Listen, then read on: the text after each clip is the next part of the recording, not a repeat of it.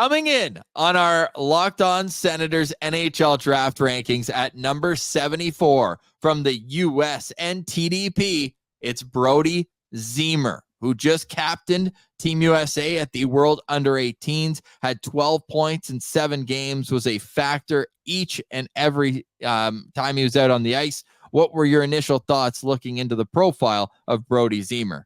Well, Ross, first off, it's very interesting that in our rankings, Brodie Ziemer and Christian Humphries were side by side. If you watched yesterday's episode, you heard all about Humphries, but they even have the same average ranking for us in our rankings when we average out the entities that covered them. So these two players, USNTDP products, very similar. And I like Brodie Ziemer a lot. I mean, this guy put up 70 points in 61 games. He's committed to the University of Minnesota, so obviously he's got a good path heading in front of him. And the captain of Team USA at the U18s. He had 12 points in 7 games, and of course, they won silver, losing to Canada in the final game there. So Brodie Ziemer, this is a guy that I think is going to have a lot of attention as we get closer to the draft.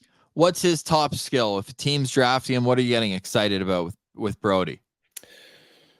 I would say, Ross, if you're looking at Brodie Ziemer here, probably the attribute that people are going to comment on the most is his strong leadership qualities, right? Like to be captain for Team USA at the U18s, there's a lot of great prospects there, and that definitely points to how highly thought of he is. So if you can get a prospect that already has been put into leadership positions at a young age, that goes a long way when you're looking at kind of a longevity of a career and how you think he might fit into your locker room and different things that you think your culture maybe needs. I think teams will look at Ziemer and really take seriously that he was chosen as the captain for U18s. Right wing, right shot, stands 5'11", 190. He's a February birthday, and he's ranked as a 45th overall pick for Chris Peters from Flow Hockey, highest among the people we use, the 7. And then we've got elite prospects down at 79. Bob McKenzie had him just outside of his most recent January 22 rankings. So all that to say, pretty wide range, 45 to 79, unranked on a few as well. The average is 62, but you're going to get a player who, like you said, is an organizational piece with some upside. Seems like some scouts, the ones who are higher on him, heck, Sportsnet even has him at the 29 spot. They've got him as a first round pick. I think that's a little bit high. That's probably Sam Constantino, I'm guessing. That is Jason Bukala. I'm sorry if I'm mispronouncing that, but another scout on Sportsnet saying that he's an infectious player, he's quick, he's fast, and creates offense at even strength in the power play. So he's got commitment, hockey sense, and seems like he can play in all situations out there. So you're going to get a player. It's just a matter of, how patient are you willing to be? Because it seems like this will be at least 2, maybe 3 years at Minnesota before turning pro, which there's nothing wrong with that. You just want to see the development getting better and better. But he's obviously going to do the right things away from the puck. That's going to give a coach confidence to put him out there in important situations.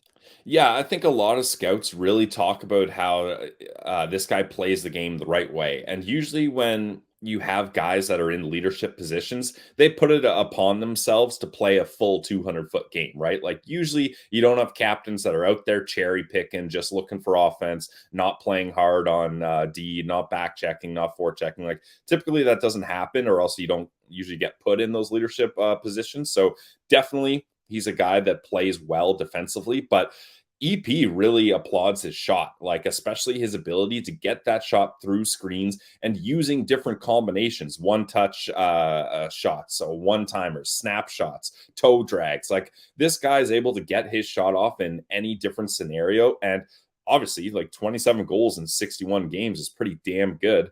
And clearly, he's the type of guy that is going to be able to put the puck in the back of the net for you, but also make sure he's playing hard on defense and is not going to make it easy for opponents to do the same to him. As you do in every single one of our draft profiles, 5 stars out of for the Ottawa Senators to potentially draft this player. Yes, so for Brodie Ziemer, I've got 3.5 stars here. Typically when I do 3.5 stars, Ross, it's a reminder myself that I think the player is better than average, but he doesn't get that 4 stars just because I don't know where the Sens would draft him, right? Like you mentioned that Sportsnet had him at the end of the first round. Certainly, I would not be comfortable using the Boston pick for that. If anything, maybe you think about the second rounder, but still, I think we haven't fully done our coverage of the guys that might be ahead of him, but I still think that'd be too rich there. So 3.5 stars is what I put for Brodie Ziemer here. What I'll say so far, and Brodie Ziemer does come in number 74 on our rankings. To me, he's got the most upside of the forwards that we've done so far. So out of Humphreys, Zether, and Shatan, I would put him above them, and I would also put him above Linus Eriksson, who we may be talking about later in this show. But Brodie Ziemer, it's going to be great to see what he does next year at the University of Minnesota. Brodie Ziemer comes in at number 74 on the Locked On Senators draft rankings.